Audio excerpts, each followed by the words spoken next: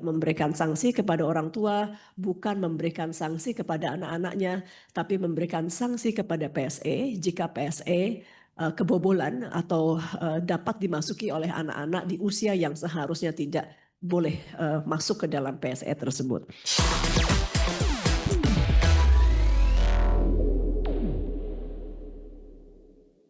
Menteri Komunikasi dan Digital Mutia Hafid mengungkap aturan terkait kategori usia anak untuk membuat akun media sosial harus diterapkan oleh para penyelenggara sistem elektronik. Jika tidak, pihaknya akan memberikan sanksi kepada PSE tersebut. Pasalnya hal ini sudah tertuang dalam peraturan pemerintah nomor 17 tahun 2025 tentang tata kelola penyelenggaraan sistem elektronik dalam perlindungan anak atau PP Tunas. PP Tunas itu mengatur seorang anak diperbolehkan membuat akun media sosial minimal usia 16 tahun dengan harus ada pendampingan orang tua. Seorang anak baru diizinkan membuat akun secara mandiri di usia 18 tahun. Tidak memberikan sanksi kepada orang tua, bukan memberikan sanksi kepada anak-anaknya, tapi memberikan sanksi kepada PSE jika PSE kebobolan atau dapat dimasuki oleh anak-anak di usia yang seharusnya tidak boleh masuk ke dalam PSE tersebut.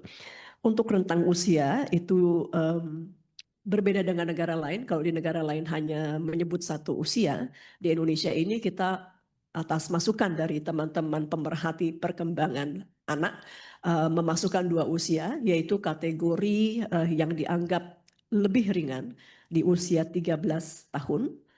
Kemudian bagi PSE yang kategori resiko tinggi di usia 16 tahun dapat membuat akun dengan pendampingan orang tua, lalu baru di usia 18 tahun dapat memiliki. Pemerintah menyerahkan bantuan modal usaha untuk 274 koperasi merah putih. Bantuan modal senilai 27,4 miliar rupiah diberikan pemerintah bekerja sama dengan CSR dari pelaku usaha, di mana setiap koperasi memperoleh bantuan senilai 100 juta rupiah. Selain mendapat bantuan modal, koperasi merah putih juga mendapat pendampingan hukum dari kejaksaan. Penyerahan bantuan dihadiri Wamen Koperasi Indonesia Farida Fariha. Di hadapan ratusan pengurus koperasi desa dan kelurahan, Wakil Menteri Koperasi Indonesia menyaksikan penyerahan bantuan modal usaha koperasi merah putih desa dan kelurahan yang diserahkan pemerintah Kabupaten Tangerang. Penyerahan modal ini merupakan wujud sinergitas pemerintah dan pelaku usaha dalam membantu roda usaha koperasi merah putih. Sebesar 27,4 miliar rupiah, bantuan modal diperuntukkan bagi koperasi desa dan kelurahan, di mana setiap koperasi akan mendapatkan bantuan senilai 100 juta rupiah. Wakil Menteri Koperasi Farida Farihah menegaskan bahwa keberadaan koperasi di desa menjadi ujung tombak dalam kemajuan taraf perekonomian masyarakat. Ada beberapa koperasi yang sudah berjalan, operasionalisasinya sudah ada SHU-nya. Kita dorong dengan CSR yang ada hari ini bisa dikelola maksimal dan menjalankan operasionalisasi koperasi Desa Kelurahan Merah Putih di desanya masing-masing. Wamenkop berharap hadirnya koperasi desa dan kelurahan Merah Putih bisa membantu ketersediaan kebutuhan masyarakat secara swadaya. Selain itu, pemerintah berharap semua pihak untuk menjaga pengelolaan koperasi Merah Putih agar memberikan manfaat besar bagi seluruh elemen masyarakat. Dari Kabupaten Tangerang, Aimarani, Tim Liputan IDX Channel. Terima kasih Anda masih bersama kami. Pemirsa, Badan Pusat Statistik meminta pemerintah untuk mewaspadai kenaikan harga sejumlah komoditas yang akan mempengaruhi laju inflasi di akhir tahun. Berdasarkan data BPS, komoditas seperti telur ayam ras, daging ayam ras, cabai merah memberi andil cukup besar terhadap inflasi di akhir tahun. Badan Pusat Statistik meminta pemerintah untuk mewaspadai kenaikan harga sejumlah komoditas jelang libur Natal dan Tahun Baru 2026 yang akan mempengaruhi laju inflasi di akhir tahun. Deputi Bidang Statistik Distribusi dan Jasa BPS Puji Ismartini menyebut, secara histori komoditas seperti telur ayam ras, daging ayam ras, cabai merah memberi andil cukup besar terhadap inflasi pada periode November dan Desember. Selain bahan pokok, emas, perhiasan, dan angkutan udara juga memberikan andil terhadap laju inflasi di akhir tahun. Kemudian kalau kita lihat andil tertinggi untuk setiap komoditas penyumbang inflasi, di sini terlihat bahwa beberapa komoditas yang sering memberikan andil inflasi tertinggi pada 2 bulan terakhir di akhir tahun adalah telur ayam ras, daging ayam ras, kemudian cabai merah, emas perhiasan, dan angkutan udara. Nah, angkutan udara ini kalau kita lihat di tahun 2025 juga sudah memberikan andil inflasi di bulan November kemarin secara mantuman. Berdasarkan data BPS, sejak 2022 hingga 2024, periode laju inflasi di Desember tercatat lebih tinggi dibandingkan inflasi pada November.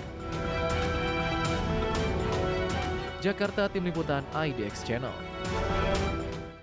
Sekretaris Jenderal Kementerian Dalam Negeri Tomsi Thohir menyoroti kenaikan harga sejumlah komoditas pangan seperti bawang merah dan cabai rawit di beberapa daerah. Pasalnya tak sedikit dari daerah tersebut merupakan wilayah yang memiliki lahan subur. Ia memaklumi jika kenaikan harga tersebut terjadi di daerah-daerah terdampak bencana. Namun dari daftar daerah yang mengalami kenaikan harga, banyak diantaranya justru memiliki lahan yang subur. Karena itu ia mempertanyakan keinginan pemerintah daerah setempat dalam mengendalikan harga yang terbilang tinggi.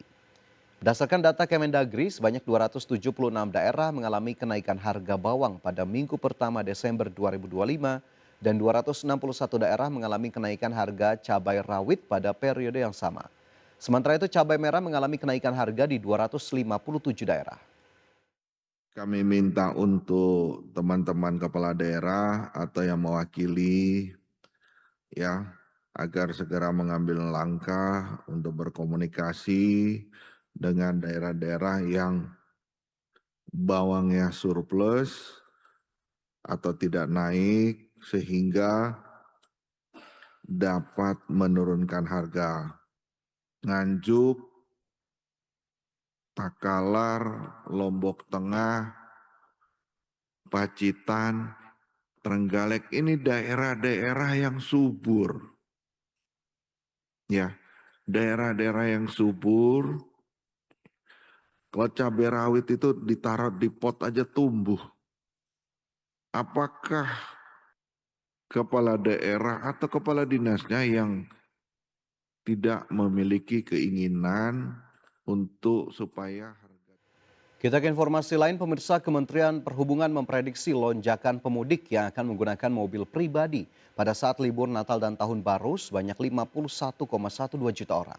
Adapun puncak perjalanan diprediksi pada 24 Desember 2025 dan puncak pulang arus libur Nataru pada 2 Januari 2026.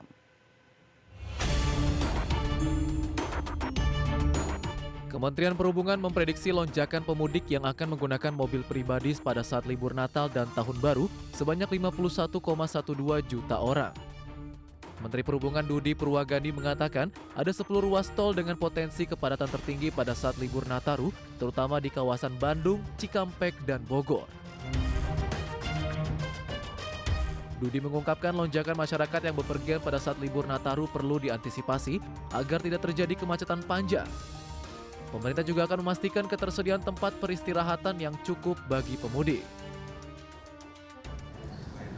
Nah, di Jawa nanti juga curah hujan kalau saya disampaikan tadi cukup tinggi, jadi kita juga harus memperhatikan wilayah-wilayah yang kemungkinan akan terjadi curah hujan yang cukup tinggi, dan kita akan mengingatkan kepada para pengguna sarana transportasi, seluruh sarana transportasi, baik darat, laut, dan udara, begitu juga kepada operator untuk selalu memperhatikan kondisi cuaca.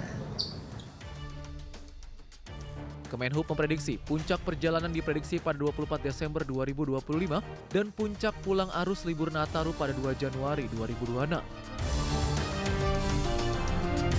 Tim Liputan IDX Channel.